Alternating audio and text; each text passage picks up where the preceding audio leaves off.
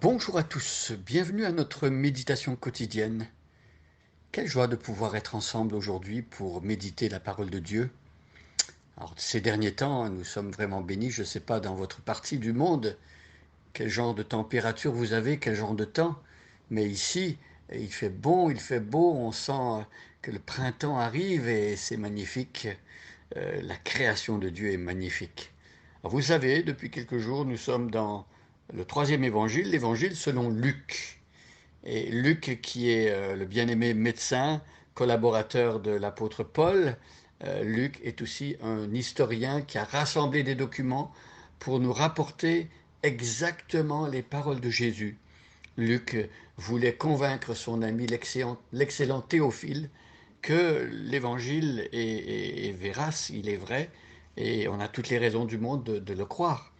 Alors je prends aujourd'hui la lecture de l'Évangile selon Luc au chapitre 4.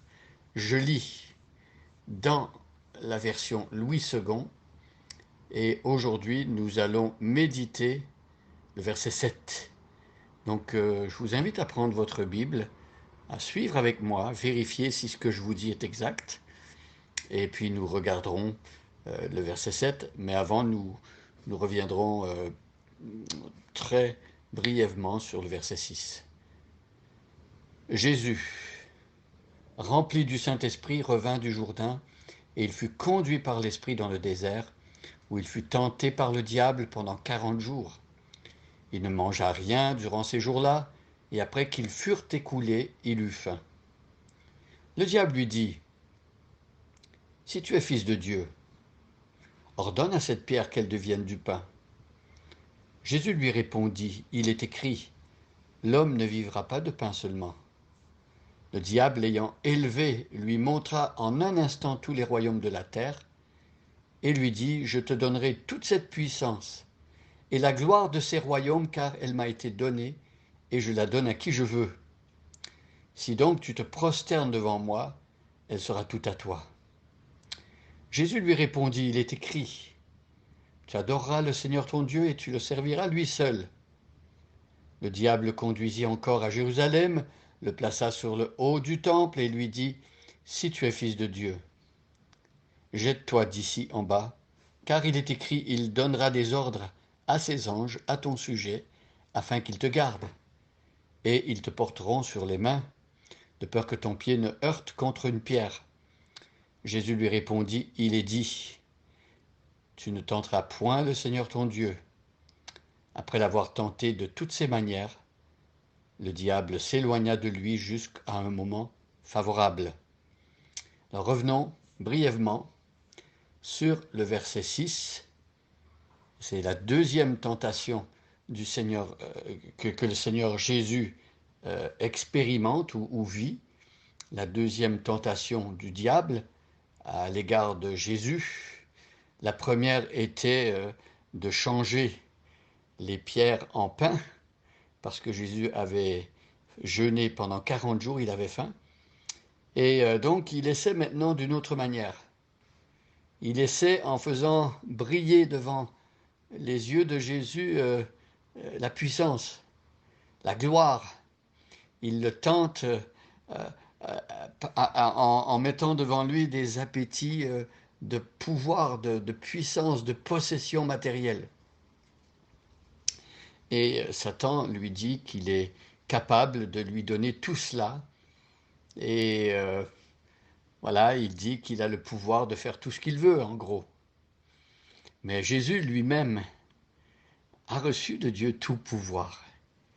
Il est lui-même déjà le maître de toute la création.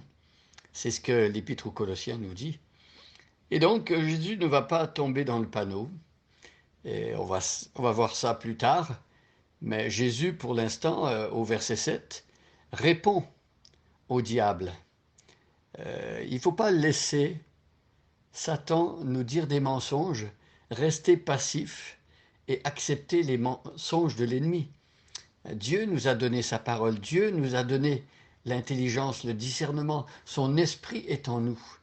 Et quand l'ennemi nous attaque et nous tente, eh bien, nous demandons au Seigneur de nous éclairer, de nous donner la vérité pour répondre. Vous savez, le diable peut infliger beaucoup de mal à certaines personnes tant que les personnes acceptent ses mensonges.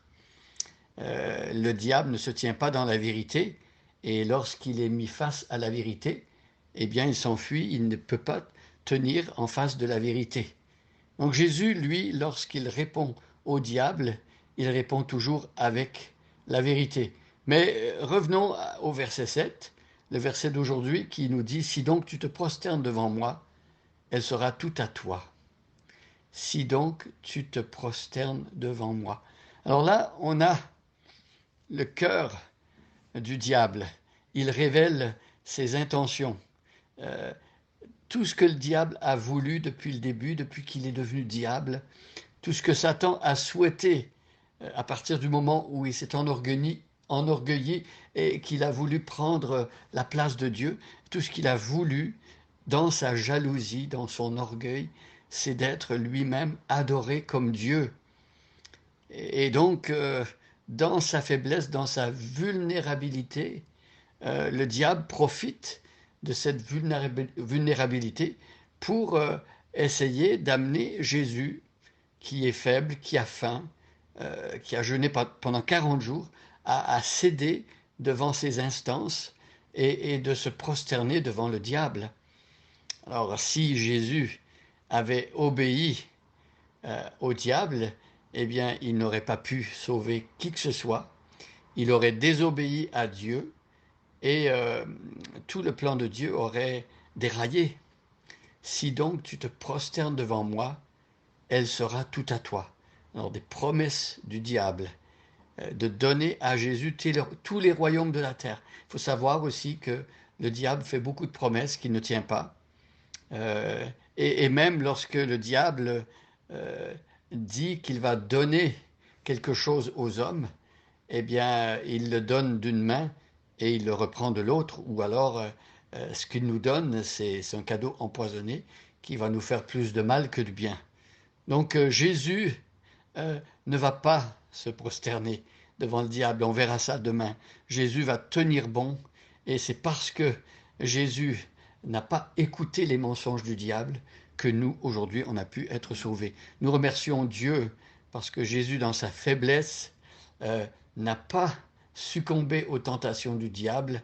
Jésus s'est tenu dans la vérité, a vaincu le diable pour toujours.